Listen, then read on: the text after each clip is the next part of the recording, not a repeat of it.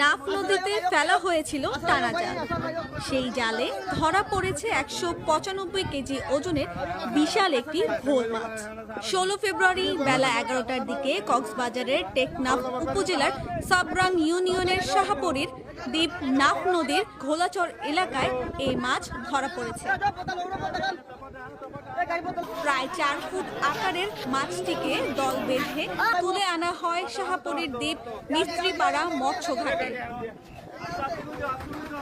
3.5 লাখ টাকা দাম হাঁকানো হলেও পরে তা বিক্রি হয় 2,60,000 টাকায়।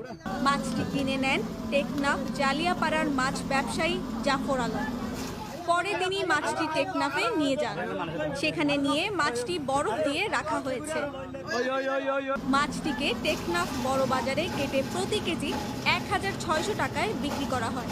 তার আগে পৌরসভায় মাইকিং পর্যন্ত করা হয়।